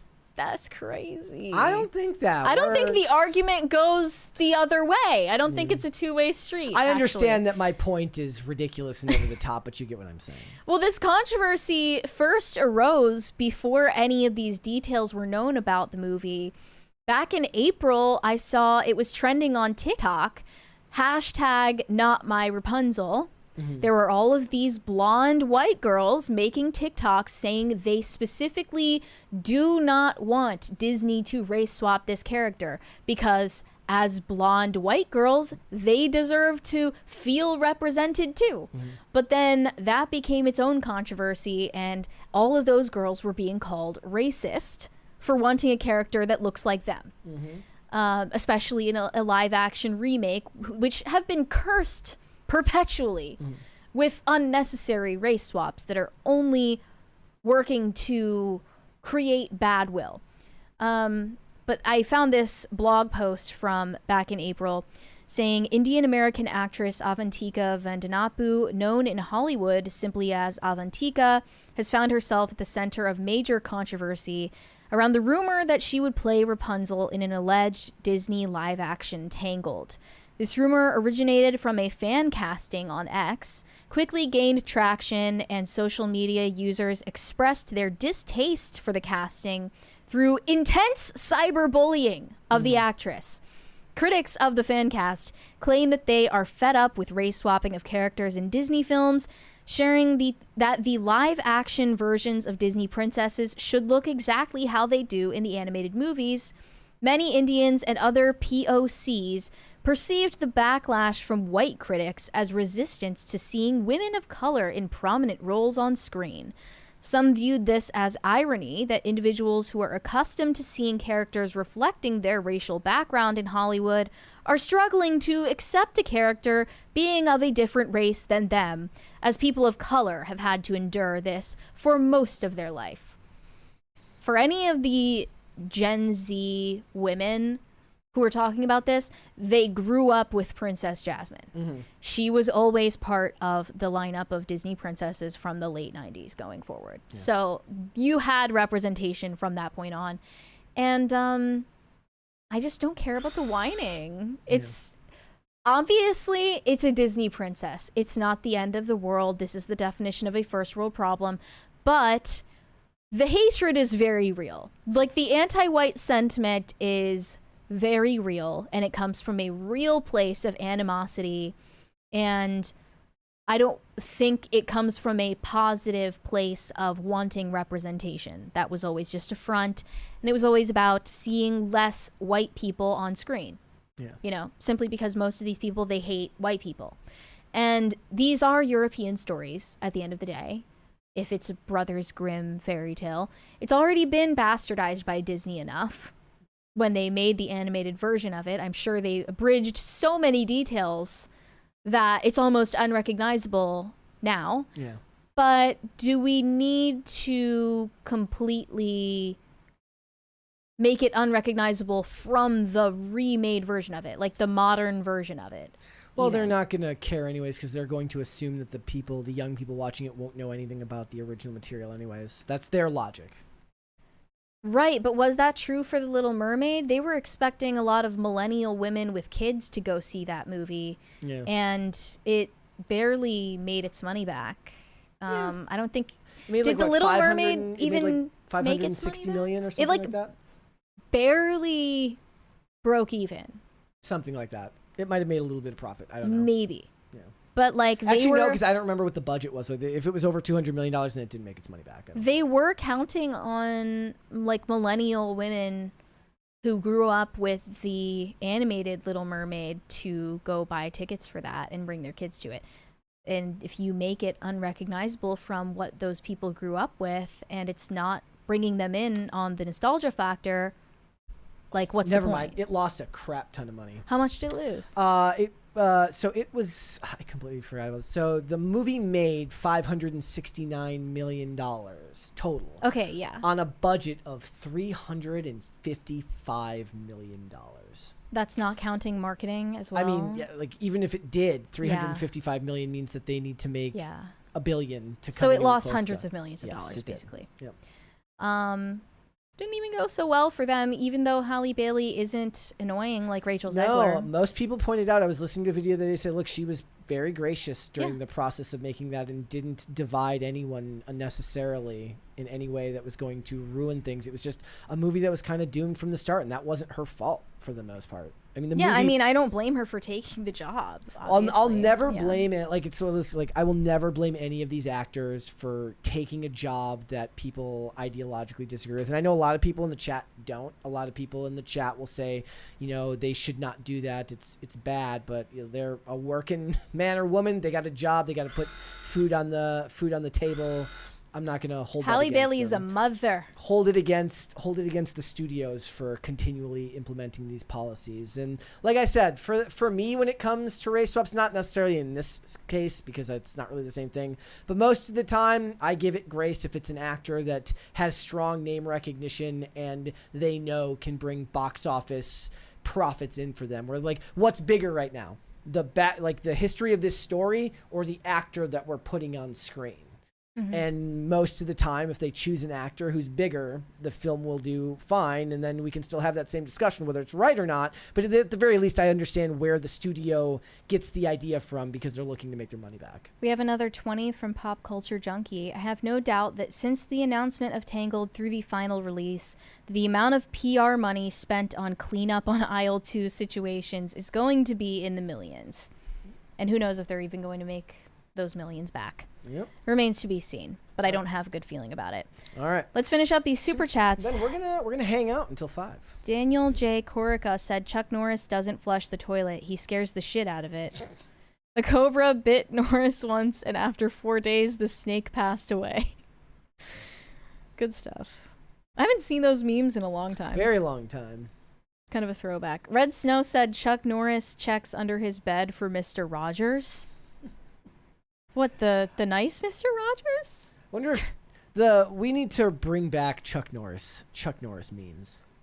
And I do implore all of you to look, if you love America and you love what once was in this country and you love Americana, I do recommend going and watching old episodes of Walker, Texas Ranger. It really is a trip to go back and watch that show. It's great. Cora Nelson said, how much wood could a woodchuck chuck if a woodchuck could Chuck Norris? All of it. Shane H. Wilder said 3 years and the first PCC sponsorship is Chuck Norris. Chuck Norris does not sponsor PCC. PCC sponsors Chuck Norris. That's good. We have it straight. Gary Thomas said, hey, PCC crew, you guys got a sponsorship from Chuck Norris. You've officially made it.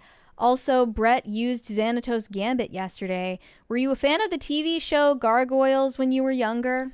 No, but I know that that's what it's from because after the initial time that I heard that statement, I went and looked into it and had to research back in the day what that was. Pop Culture Junkie said, interviewed Chuck Norris in 1983 for Lone Wolf McQuade Junket. Cool dude. I remember he was so serious about improving his acting. Yeah, like I read his IMDb. It's crazy. Like the amount of stuff that's in his IMDb is crazy. Like in his IMDb trivia section. I really want to know who Pop Culture Junkie is. He's a pop culture junkie. You've got connections. Yeah. Whoever you are. I want to know how you started out. Greg Duvier said the world was a better place when Chuck Norris jokes everywhere. Chuck Norris doesn't wear a watch. He decides what time it is. Yeah. There are no Chuck Norrises today. Like, there's no equivalent. I don't know what. I could see maybe in 20 years, Vin Diesel will be that person. Like they'll be making Vin Diesel jokes or The Rock jokes. Not The Rock. Definitely not The Rock. Ben said Triple D at 15. She had to have been fat. Yeah, Raven Simone was overweight, and I see why she would have gotten pressure because of that. Obviously, in the early 2000s, that was not even tolerable for a celebrity. Yeah. But like, regardless, they did allow her to star in a huge Disney Channel show despite being overweight, and it wasn't ever made into a joke. Like, it never came up in the show. That's good. It was not even, like, it wasn't mentioned. She wasn't made fun of for it in the show, as far as I can remember. It's been a while since I've seen it, but I feel like I would have remembered that. And I feel like they shouldn't have drawn attention to her chest without needing to, especially because of her age. Like, that just seems like it gave her more issues and more of a preoccupation with it. I don't know if that's like... I just don't think you should allow 15-year-olds or like minors in general to have cosmetic procedures regardless of what it is. I see somebody in the chat mentioning Sidekicks, which was a 1992 movie starring Chuck Norris as Chuck Norris. One of the highlights. Starring Chuck Norris as Chuck Norris from my childhood. One of the greatest opening scenes you will ever see. I do recommend. It was on Amazon Prime like 2 years ago. It's definitely not on there now. I do recommend going out and finding that movie if you can. It was great. Professor Freakoff said, I had a crush on the girls from Teen Titans, especially Raven. Not the first time I've heard that. Yeah. I also Very think common. that movie Sidekicks, I don't know if this is the one I'm thinking of exactly, but there's like a martial arts competition at the end, and I'm trying to remember, where they have to like break bricks, right? And he like lights the bricks on fire so that he can break the bricks. And all I could remember thinking was like, why did they let him do that? Isn't that like, I don't know if that would actually make the bricks easier to break. Also, isn't that like a huge fire hazard in that big arena? I don't remember if it was that movie, but I love that scene. How do you light a brick on fire? You You just literally put lighter fluid on it and then it? light the bricks on fire, and then it shows it in slow motion. And when I was a kid, that was the coolest thing I ever saw in my entire life. But yeah. It's giving strip mall karate class. Pretty much, Yeah. I don't remember if that was that movie or if that was something else. Somebody else might remember the one I'm talking about, but that was awesome. Ben said, most attractive version of Hermione, I think Sorcerer's Stone. Do you have a take on this? What did it say? Oh. It's asking most attractive version of Hermione. Isn't she like a child in all of them? I'm not gonna... No. I don't know. I'm not like a Harry Potter fan, so I don't know. But that's weird. David Dorr... V. Witt said, anyone remember Winnie Cooper from Wonder Years? I loved Wonder Years. Winnie was always kind of a bitch, though. Like, I don't know if I'm just misremembering it, but she was always like very... she was always so fickle. Yeah. Like, do you remember this? I didn't watch Wonder Years. Okay. My brother did. Yeah, she was nice at first, but then throughout the series, she just becomes like such a bitch. Yeah. Maybe I'm misremembering it. Correct me if I'm wrong. And the chat is correct. As good as Surf Ninjas was, Three Ninjas was the better movie. As good as Sidekicks was, Three Ninjas was the better movie. And then Surf Ninjas, which was maybe not better movie, but had like 30-year-old Rob Schneider playing a 15-year-old. Ben said Morbius was honestly the worst movie I have ever seen. I even saw the movie Malignant. Did you ever see Malignant? I did not see Malignant. I remember that. V. Witt said it's Morbin time. It's That it is. probably still Morbin time somewhere. Greg Duvier said Chuck Norris can hear sign language. Chuck Norris can slam a revolving door. See, that's great. Red Snow said Chuck Norris praises Space King. Enough said. That my favorite, like that makes me think of that Dane Cook, that Mitch Hedberg bit where he says like you never want to get in an argument in a tent because you can't slam that. He's like you have to you can't have to slam zip the it. flap shut. Yeah. Right. Very anticlimactic. Yep.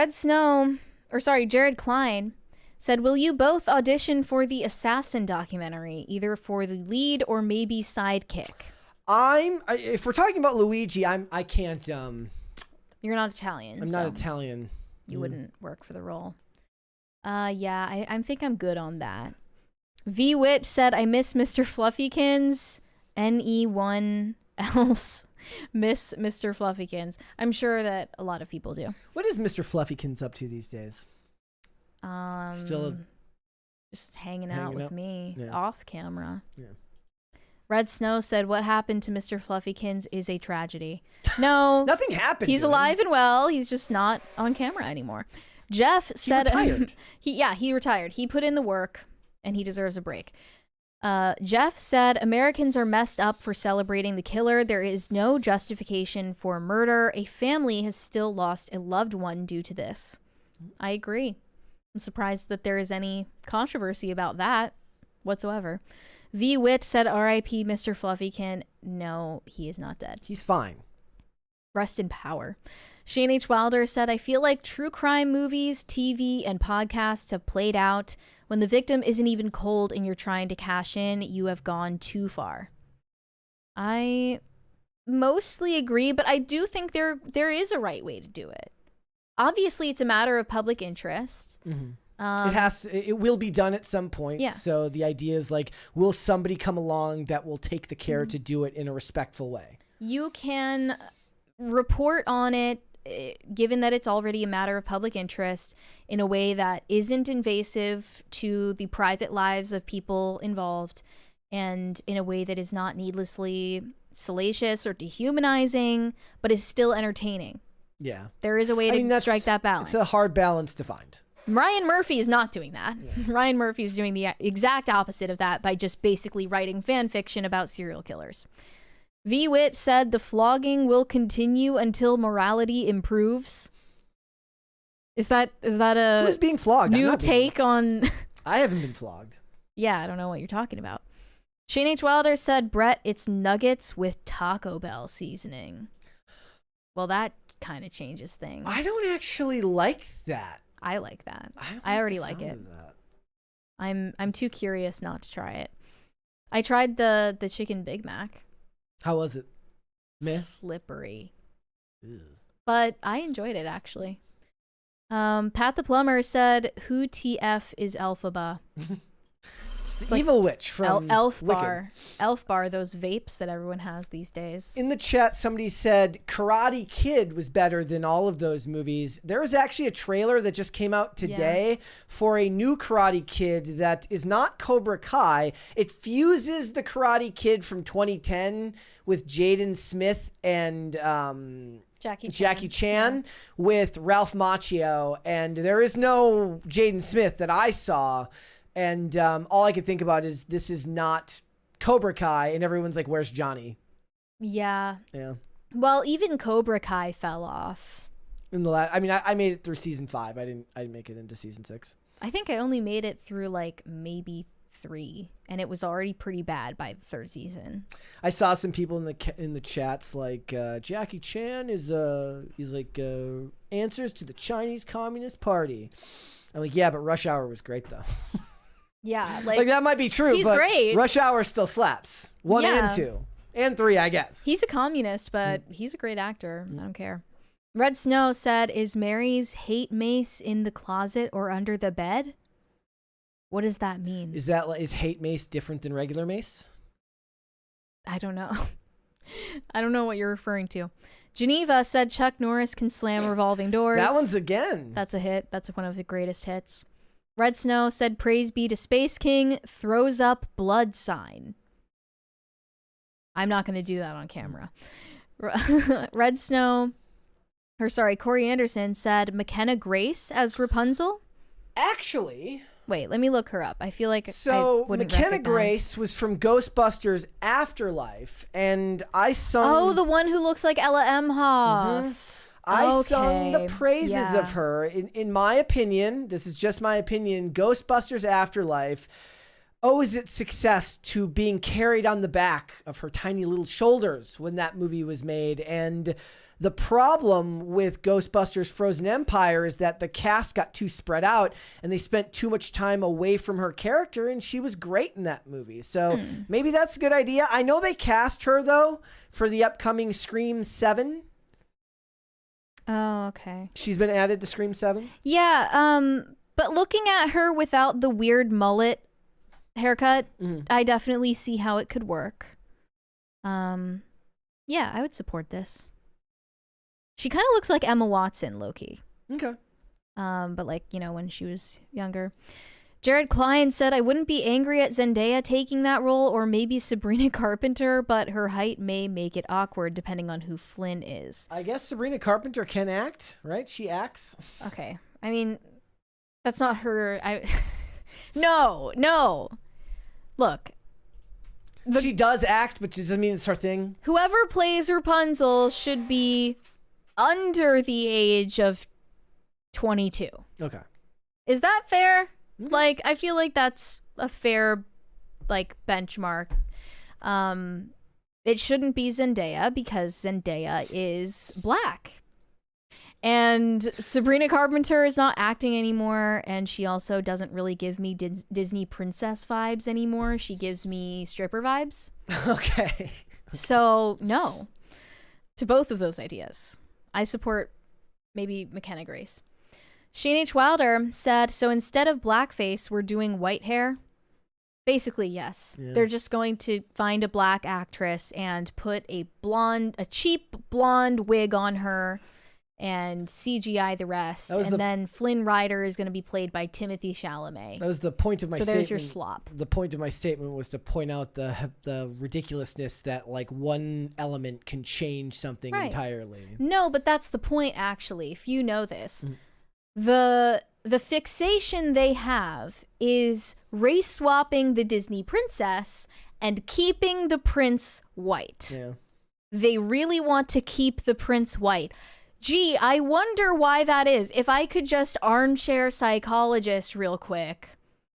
Why is it that they want Flynn Rider to still be a white male, but they want to see themselves in a South Asian version of Rapunzel? Why could that be?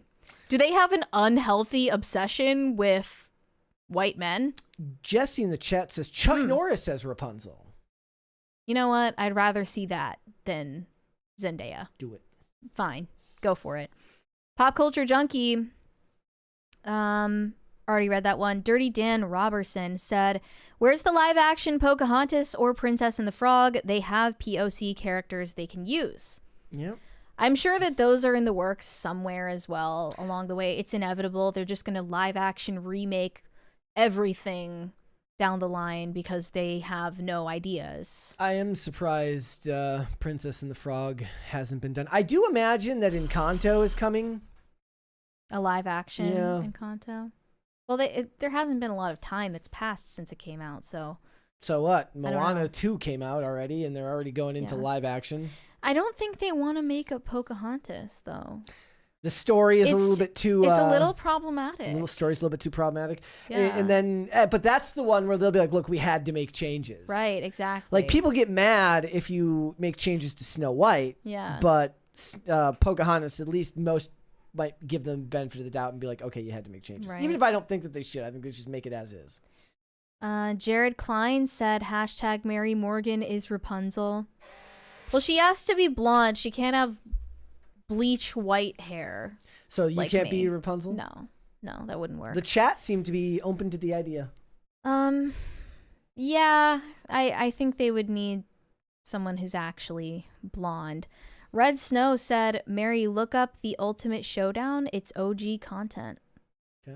Okay, I'll look it up. Nate said, Mary is a cyberbully. Is that true, Mary? Yes, it's true. Quite Blackpilled said, after Chuck Norris went to the Virgin Islands, they were just known as the Islands. Nate said, unless you're an OF ho, then she got your back. LOL. In relation to what? They're saying, I have the back of the OF Oh, hoes. because of Lily Phillips? Right. Okay. Sorry, man. You're just kind of too low IQ for my commentary. It just flies over your head. That's okay. Not everyone's going to understand.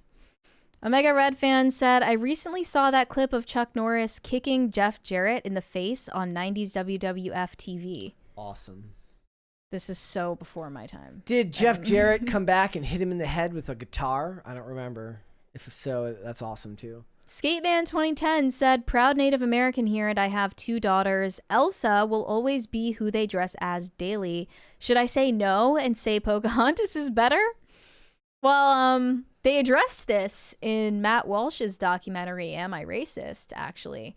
So, his daughter only wants to dress up as the white Disney princesses. That's racist. But if she wants to dress up as Moana for Halloween, that's also racist because you're appropriating. There was like you can't do anything right. Like a Nicole Arbor comedy skit years ago where she's playing a judge, and I think it's like a judge with a vague coke habit, and vague, like she's like going like okay, like kids come in with Halloween costumes, and they're like these like annoying lawyers with glasses are talking about how the costumes are problematic, and it's like an Asian kid like dressed as Black Panther. And then, and the whole thing is like they're talking about how the costumes are problematic, and then she says, "Shut the fuck up" to the annoying lawyers. As she should. Yeah, she's like, "They're kids, leave them alone." Yeah, leave the kids alone. Donald S. said Surf Ninjas was peak cinema, Moto Surf. Oh, yes. It really was. Thank you. So, the kid who's the head of...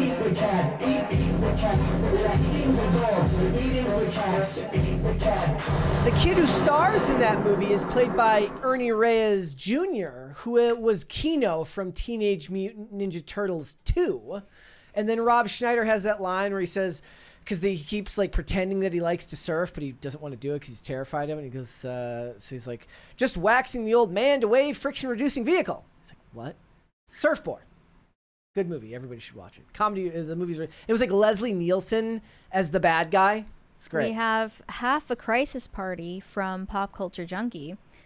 Me, retired Fox local TV creative services and programming VP, still consulting, previous jobs, live TV director, news photographer, film critic, 3 different markets, creative director, companies, Fox, New York Times, Washington Post, 6 Emmys, 23 Addies. How many Diddies?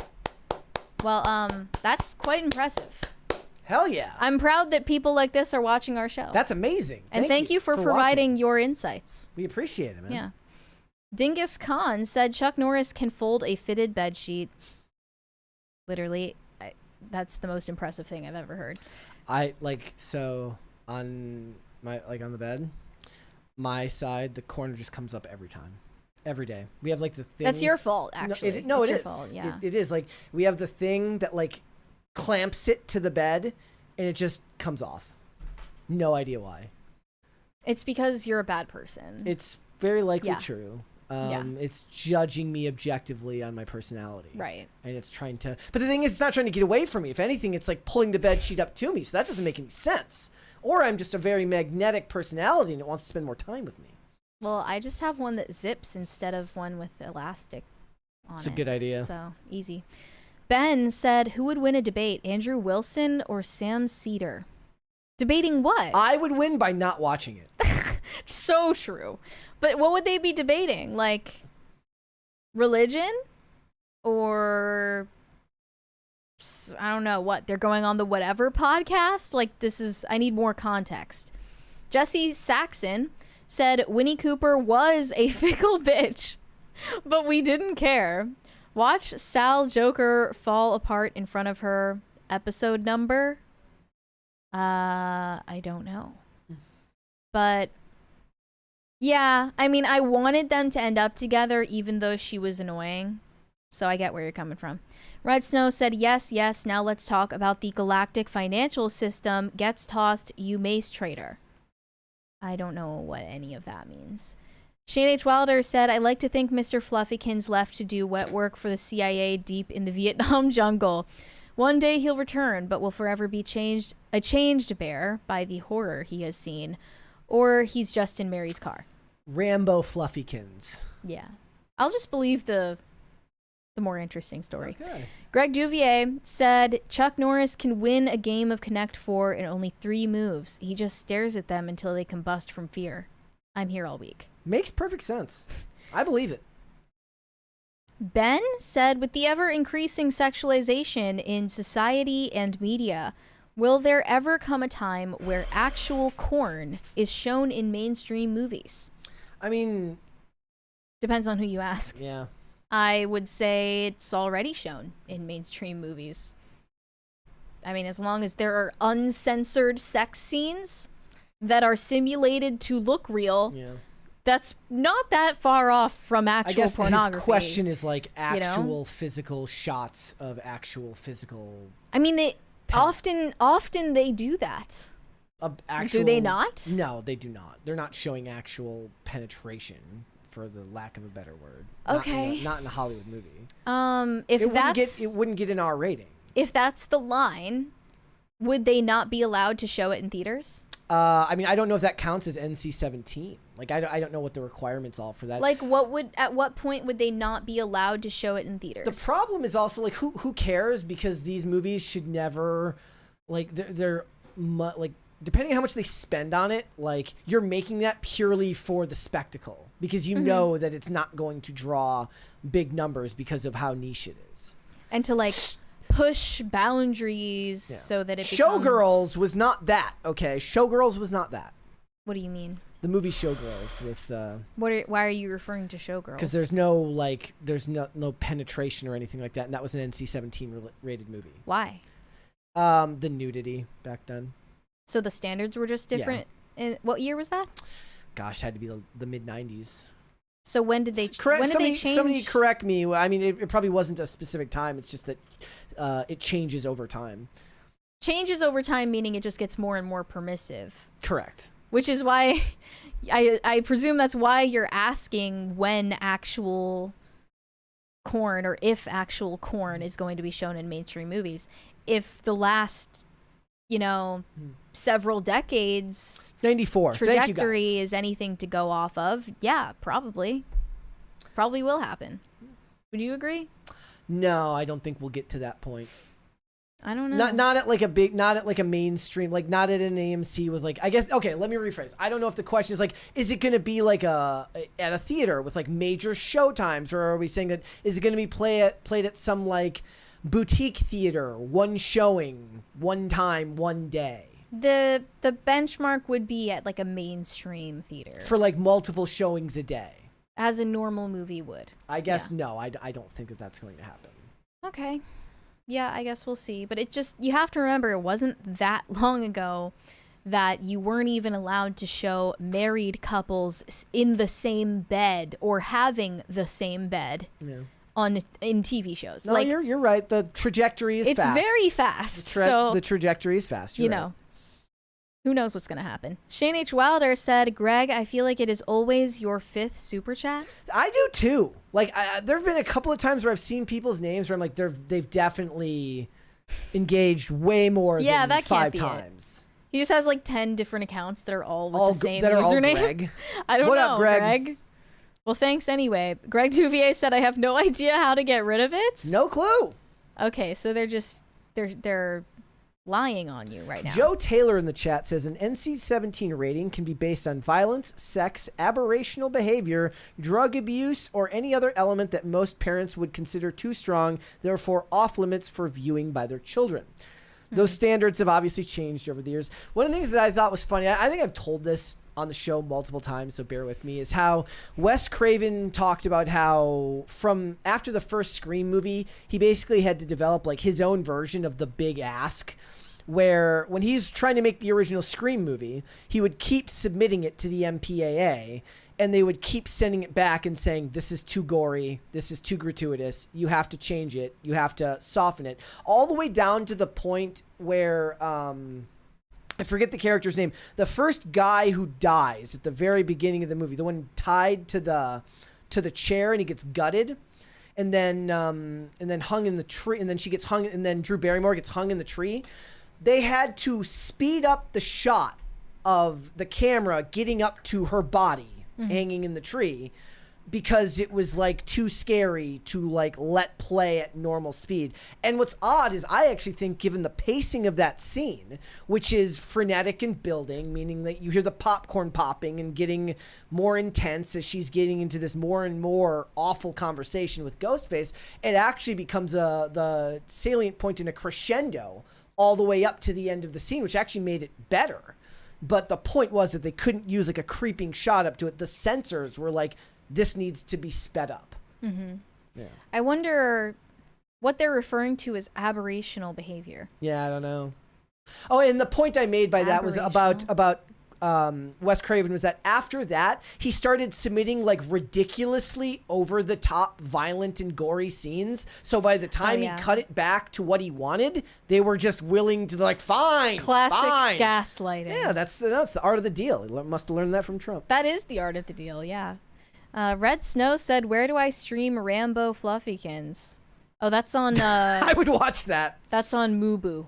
It's on Mubu with ads. On Mubu with ads. And I am with you, Dingus, in the chat. Randy's death hit me the hardest. I think the reason for that was because in that he's literally killed in broad daylight out in a courtyard on a college campus by being pulled into a frickin' news van. And there is something terrifying about the fact that he's literally like yelling on a phone in broad daylight and then just gets yanked into this van. Though I do doubt personally that, you know, Billy Loomis's mom could have really done that, but that would have made more sense if Mickey had done that. But that's just my personal opinion. Carnell said, I know we had Morbin time for Morbius, but truly it's an internet missed opportunity for not using the tagline, "That's no Craven. I'll see myself out." They should try to reboot it. Or they should try to get it back in theaters. That's painful. Dingus says, knife went through the floor of the van. I don't even remember that part, but if that's true, then I definitely don't believe that Billy Loomis's mother put a knife through the floor of a van. Just my personal opinion. Gordon Shumway said Chuck Norris doesn't actually write books. The words assemble themselves out of fear. That makes sense. I didn't even know if he had a book, but I guess that would make sense. Pop Culture Junkie said, thank you for the kind words. I would describe you both as infinitely fun. You keep widely entertained between trading stocks and freelance work. Wow, you're kind of living the life. Like, sounds like you're just did all an that absolute work, boss, retired, still working, because you know what? The world needs you. Let's go. I don't know if it was you or if it was somebody else who used to be more of a regular in the chat, but there was somebody in the chat who claimed that they met Jeffrey Epstein on West Palm Beach. And like, don't you remember that? I don't remember. I kind of assumed it was a joke because I don't know. I asked for clarification, and like, whoever that was said that yeah, they had like an interaction. Like, that's a crazy thing to just have in your repertoire to say in a story. Like, oh, by the way, I met this Uber criminal. If that was you, please elaborate. But I don't know if it was you. I hope not. Greg Duvier said Chuck Norris doesn't read books. He stares them down until he gets the information he wants. He just like shines a lamp on the book until it fesses up. Tells him what he wants. Yeah. Or like the words rearrange themselves so they tell him the information faster so that he doesn't have to read all of it. That would actually be a really good superpower. A lot of people ask, like, you know, what superpower would you want?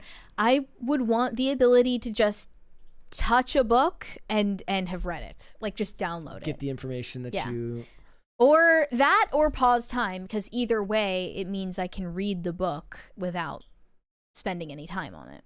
Yeah, I really want to do that. Yeah, to me it would be to like narrow my focus to like know that I'm going to actually pay attention very, very closely, because one of the hard things for me is like try as I might to focus on something, a lot of times I lose my concentration really, really easily. I wish that I could, like, in dire straits, like, I need to know this, do it now. The superpower you want is to be neurotypical. Yeah, I guess. I mean, that's... Wait, the superpower you want is Adderall. That's a very Reddit way of... The superpower you want is Adderall. No, because even then... It's like the focus is not necessarily just that it's narrow. It's that it's affecting all of your brain and changes how you feel. No, I want to be able to not feel any different and then just focus. just to be, as they would say, neurotypical. That's the superpower. That's the more Reddit way of saying it. Yeah, like I refuse to say that, but yes, correct. Yeah, I guess. You're not like shooting high enough. I think you could pick a different one. Red Snow said, for all my armored core allies, fuck Baltius, but I had more issues with the spider. Maybe I'm a scrub. Baltius is actually a dope boss in my opinion. Everyone in the chat should have a discussion about this, whatever they're talking about. About Baltius. Space King? I don't know anymore. I don't know what anyone's talking about. Almost a fourth Crisis Party. Shane H. Wilder said Alfred Hitchcock's Psycho went from an M rating to PG rating and is now rated R. This happened over the course of 30 years. And look, there's a lot of conversation about like, look, a PG movie 20 years ago or 30 years ago is vastly different than what a PG movie would look like now. Meaning what? Like the PG movies were probably more like PG-13 movies. Really? Yeah. Thank you. Thank you. But you would think it wouldn't be like that because, like, it was a more innocent time. But it, like, I mean, that might be true, but people were also less supervised and less sensitive. That's true. Yeah. Yeah. I think kids just used to be exposed to more by being out in the world. For instance, one of my favorite scenes in the original, somebody remind me, was the original Teenage Mutant Ninja Turtles, the 1990 film. Was it rated PG or PG-13? And then the reason I asked that question is it has one of my favorite scenes to date, which is after Shredder goes over the wall trying to kill Splinter. He falls into the garbage can, and then you see Casey Jones commit perhaps the most nonchalant attempted murder of all time, where he turns on the garbage compactor while he's in there. Now, of course, they resurrect him, and they kind of inexplicably bring him back to life in the second one. But the implication there would be that you don't put a guy in a garbage truck and then start the disposal if you think that he didn't die. I'm trying to find the rating of They're it. saying some say PG, some say PG-13.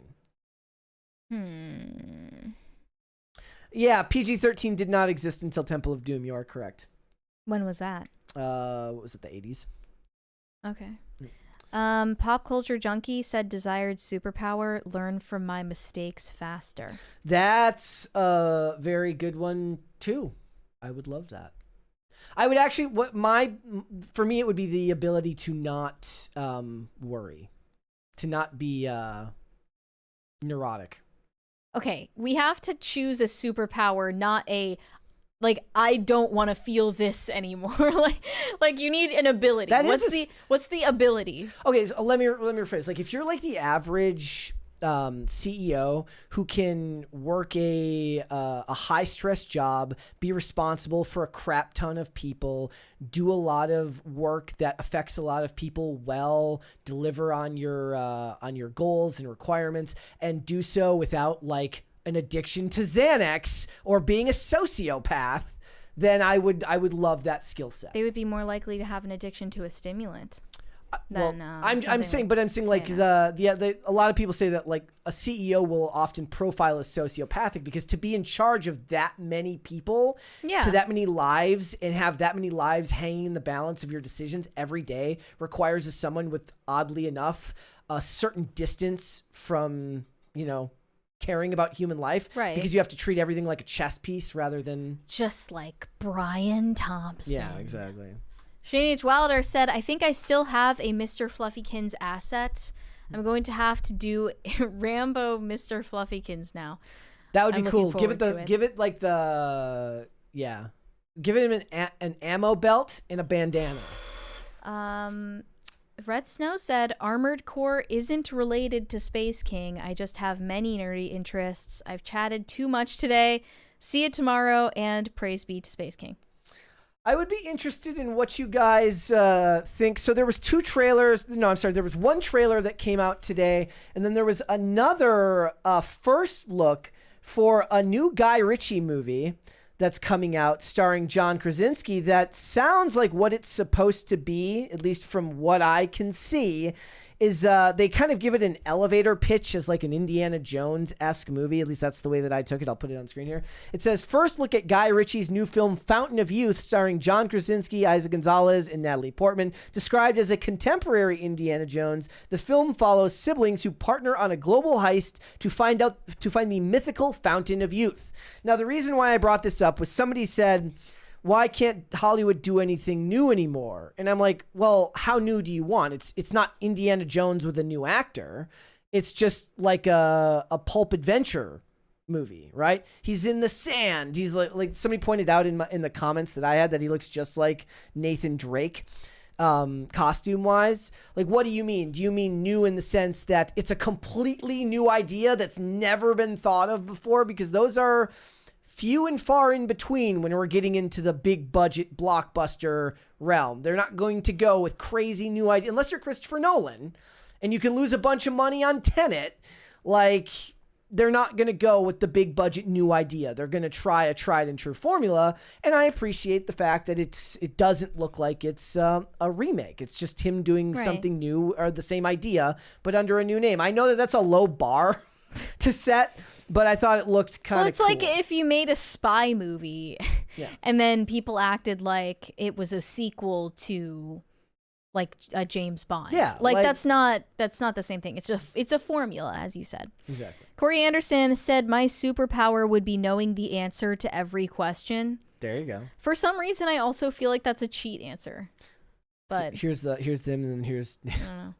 Okay, yeah. The Henley is giving what it's supposed to give. It's like he's not wearing a Henley, but let's face it, But it's that was close probably the enough. first round of costume. They're like, we need to change it a little bit. It's like, here, copy my homework, Yeah. but make it look like you didn't. High Voltage 75 said that opening scene with Drew Barrymore in Scream was the best part of the whole series. Change my mind. Yeah, it might be, at least as far as like script and pacing goes. The fact that people see Drew Barrymore and they think they're about to see the main character of the movie, only to watch her not be the main character in very decisive fashion, very, very fast. I love all of the Thanks reveals. for spoiling it. No, for me. 25 years. What the heck? 30 years next year. It might be, as far as pacing, one of the best scenes in that movie. I think my favorite scene is still Mickey's reveal in Scream 2, and I understand that's probably a very low bar for most people, but I was... Early on, I loved the second Scream more than the first one. I didn't come to appreciate the first one as the better film until years later, but I still prefer the second one. So it's 1, 2, 4, 3, and then the other ones I don't really care about. The Manic Mustache said Disney princesses is the reason I love all the ladies of the world. Blondes, redheads, cross-dressing Asians, and Latina muscle mommies stay toxic. Okay, that's a little bit of a unique interpretation of Mulan, but all right. And Corey Anderson said, fine, it would be able to delete people with my mind. That's kind of dark, but you know, it's that counts as a superpower. You were just listing off like, I don't want to feel like anguish anymore. Like I don't want to. You were like, I don't want mental anguish anymore. I want to be able to focus, and I would like to be able to hold off on the anxiety and turn it off. Mine is pausing time, because it would wrap so many superpowers into one. Yeah. You basically wouldn't need to sleep anymore, so you're a vampire. Yeah. You can just sleep while time is paused. You can like pause time and then get a workout in. You can read like 12 books, and you would end up like living a million different lives.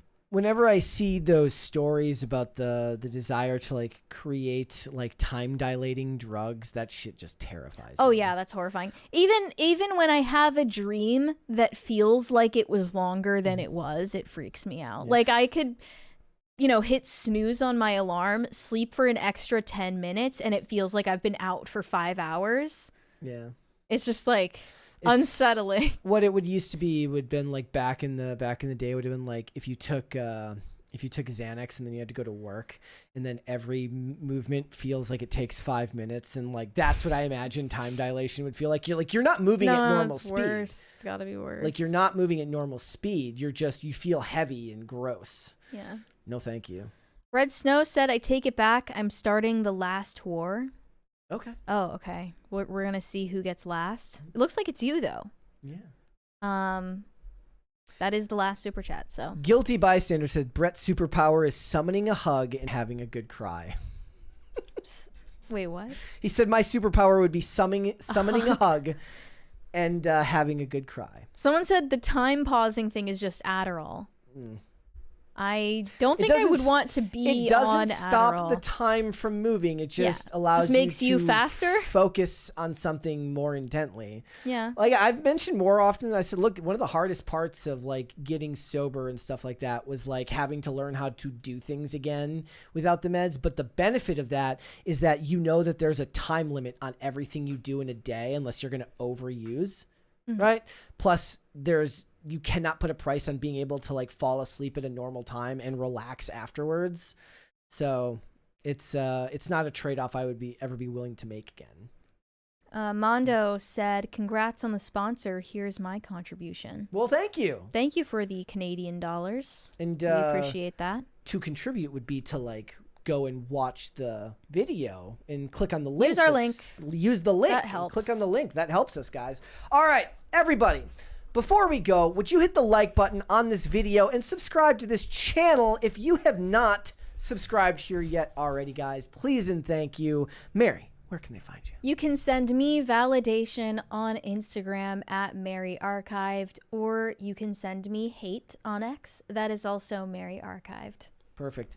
Guys, if you want to follow me, Instagram and Twix at Brett Dasovic on both of those platforms. We are here, guys, 5 days a week, Monday through Friday, 3 p.m. Eastern Standard Time, which is noon Pacific. We are on Amazon Music, Apple Podcasts, Pandora, and Spotify if you would prefer to listen rather than watch this show. If you do that, you can rate and review on Apple Podcasts and on Spotify. That helps the channel out, so thank you, guys. And if you want to follow the show on social media, we are on Twix at popculture_show, Facebook and not TikTok, because we were banned on TikTok, at Pop Culture Crisis, Instagram at Pop Culture Crisis Pod. I do want to remind you guys again that this Friday, before we are off for the holidays, we will be having an extended episode. It will be 2 p.m. to 5 p.m., a 3-hour live stream this Friday, and then we are off for the holidays. We come back. We're off on Friday, after Friday, and then we come back, I believe, January 6th. So just a heads up on all that.